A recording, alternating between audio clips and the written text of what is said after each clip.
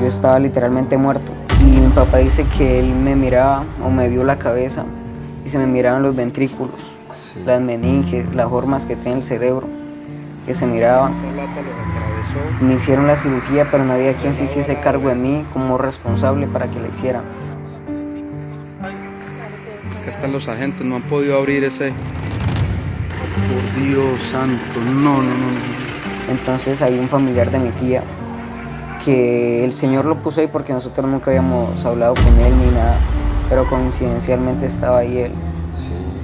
Y él dijo, yo soy familia del niño, yo firmo para que lo metan a quirófano y le hagan la cirugía. Y ahí fue que me hicieron la cirugía de descomprensión cerebral, que ya mi papá llegó al rato con la niña y mi mamá la mandaron a un hospital y yo estaba en otro. Entonces era aún más duro porque mi papá tener que estar de mi mamá pendiente, de mí pendiente, la niña.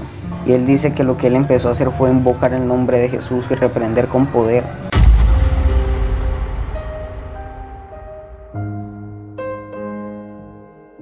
Y entonces ya me hicieron la cirugía, mi papá ya empezó otra vez ahí, no porque él no sabía bien cómo era.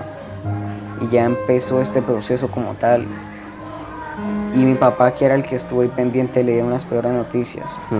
Los médicos son muy pesimistas, sí, lo que puede decir es que, bueno, a pesar de que el Señor los puso para algo, los tiene para algo, les ha dado talento, sabiduría, ellos creen que toda la gloria es para ellos. Así es. Y no quiero que esto pues vaya a causar enemigos, pero lo que quiero que los demás entiendan es que sin el Señor no somos nada.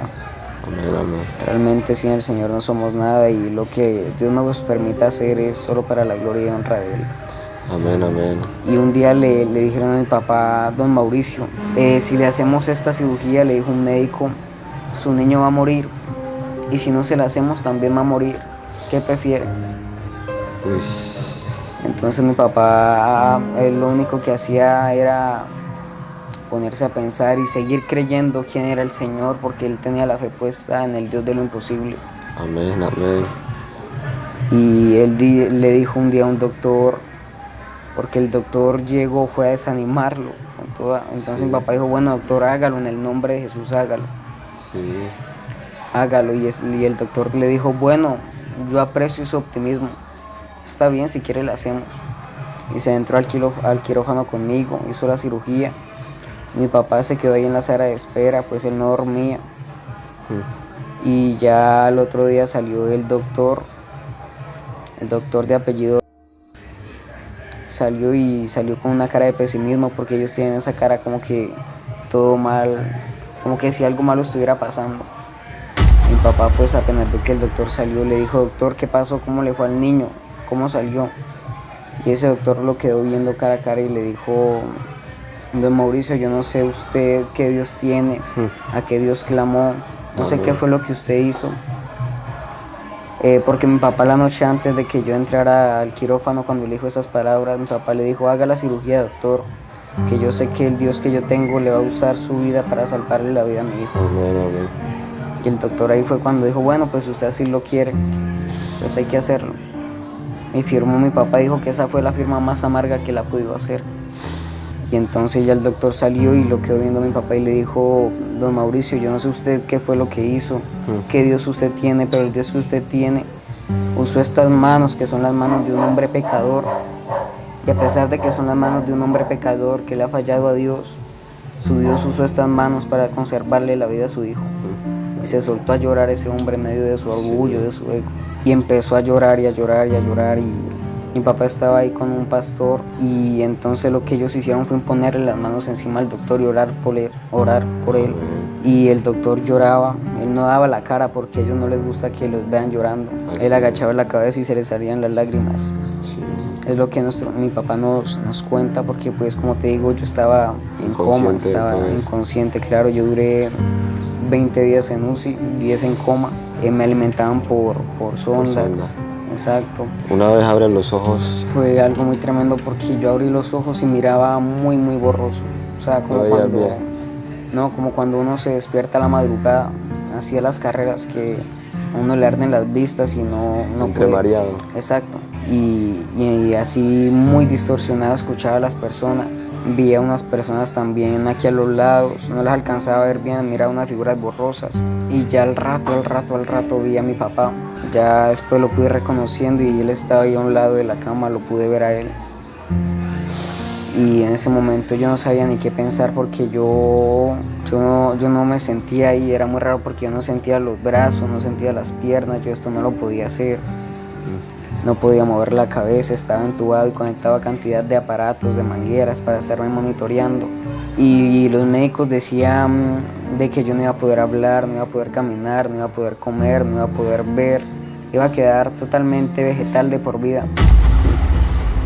Un día un médico le dijo a mi papá: don Mauricio, ¿usted para qué quiere a su hijo si en vez de ser de ayuda le va a ser un estorbo? Sí. El hijo que usted antes miraba correr, jugar, caminar, ese niño olvídese de esa imagen porque él ya no va a poder ser así. Y a pesar de que esa persona le dijo así a mi papá, él mismo tuvo que ver con sus ojos que yo salí comiendo, hablando, caminando. Salí totalmente normal. Salí pues bastante delgado, eso sí, pero el Señor, se escucha también un poco duro, pero el Señor les cayó la boca. Amén, amén. Y le dijo a la muerte: le dijo a la muerte: detente. Amén. Porque el Dios, el que nosotros tenemos, es el Dios que murió, pero al tercer día resucitó victorioso y derrotó la muerte. Amén, amén. Y después de ya casi 5 años, han habido momentos difíciles, claro, muy difíciles. Me han hecho 14 cirugías hasta el momento. 8 han sido porque se me ha infectado el colgajo que me habían hecho anteriormente. 3 fueron las vitales en la UCI en Popayán. Ahí ya son 11. Una fue para empezar el proceso de la reconstrucción y el otro para terminarlo. Sí. Ya son 14 ahí. Y en todas estas cirugías los médicos se sorprenden porque normalmente uno después de una cirugía uno queda mareado, queda maluco, con malestar. Pero yo después de la cirugía lo que hacía era pedir comida. Sí. Sí, porque después de las cirugías, antes de las cirugías eran 12 horas de dieta, sin comer nada, de ayuno. Y yo siempre salía era pidiendo a ver qué había de comer. Y entonces los médicos se sorprendían: pero ¿cómo este muchacho va a decir que quiere comer si los síntomas normalmente son mareo, vómito, dolor de cabeza, un malestar feo? Pero yo, gracias al Señor, no, muy pocas fueron las veces. Sí, muy pocas fueron las veces porque de por sí yo saliera con hambre. Sí. Y siempre ellos, el primer alimento después de la cirugía es un juguito, algo suave para que el cuerpo lo asimile bien. Entonces sí, era un juguito de mango, de mora, lo que hubiera, pero algo suave. De principio a fin esto es una obra completa de Dios. Amén. Y actualmente, ¿cómo te sientes viendo de que Dios hizo cosas grandes, maravillosas en tu vida? ¿Y qué tienes para decirle a las personas? De que hay un Dios que tiene todo el poder. No, hermano Esteban, es algo que no hay palabras como describir y nos faltaría el tiempo realmente para hablar de las grandezas que el Señor ha hecho con nosotros. Amén, amén. Y que pueda hacer con los oyentes, con las personas que vean este video, si le dan la oportunidad al Señor. Porque el Dios el cual yo estoy hablando no es un Dios, y discúlpeme por lo que voy a decir, hermano Esteban, no es un Dios como muchos tienen la imagen de Él, que está colgado en un madero todavía.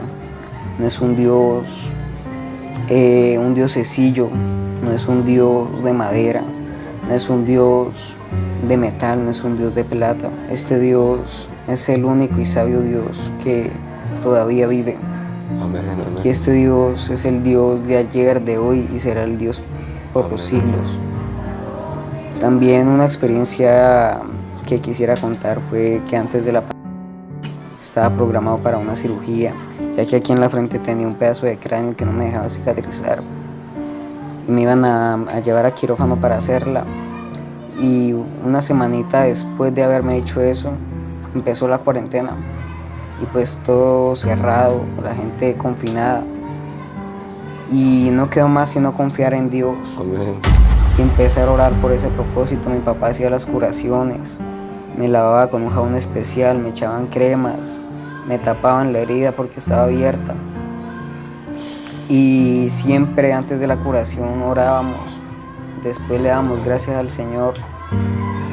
Y así fue un proceso de estos lavados, curaciones. Y un día después de tantas oraciones, de tantos ayunos, estábamos muy cansados ya. Mi papá se metió al baño conmigo a lavarme la herida y me quitó la cinta y nada que eso cerraba, nada que el huesito dejaba cicatrizar. Y a lo que mi papá me quitó la gasa, ahí quedó pegado el hueso. Sí. Estaba ahí el pedacito de cráneo y la herida que tanto estaban esperando a que cerrara ya estaba sellada, tenía piel. Y según los hombres eso no se podía caer solo, sino con cirugía. Uy. Pero el Señor una vez más se glorificaba y demostraba que las oraciones no eran en vano. Uy. Y lo único que hemos podido hacer hasta hoy y hemos entendido todos como familia es que Dios no se equivoque, los planes de Él son perfectos a pesar de que en el momento duelan, a pesar de que en el momento no entendamos el porqué de las cosas. Nunca le digamos al Señor por qué a nosotros, sino para qué. Señor, ¿qué quieres que entendamos con esto? Y decirle a la juventud que nos escucha y a todos en general que este Dios todavía los está esperando y no le den más plazo a su salvación, no alarguen su vida, no alarguen su salvación porque nuestra vida sin el Señor está a un paso de la muerte. Y a veces el Señor tiene que tomar decisiones que no quisiese tomar para poder de que nosotros entendamos y reconozcamos que sin Él no podemos hacer nada, que si nuestra vida no es de Él, no es de nadie. Así que nada, hermano Esteban, decir gracias, agradecerle por esta oportunidad que me da de contar las maravillas del Señor y por haberme tenido en cuenta para este gran privilegio. Hermano, gracias a usted. Créame que yo me voy con una enseñanza muy bonita. Gloria a Dios. Y es de confiar más en Dios y depender más de Dios, porque en ocasiones por nuestros afanes, nuestras preocupaciones queremos hacer todo a nuestra manera, pero Dios es el que obra. Amén. Dios es el que hace lo último. Quizás los planes o quizás las palabras de los médicos fueron ya, no hay esperanza. Así es. Pero Dios es el que tiene la última palabra, mi hermano. Amén. Y el hecho de verlo a usted, veo reflejado ese poder de Dios.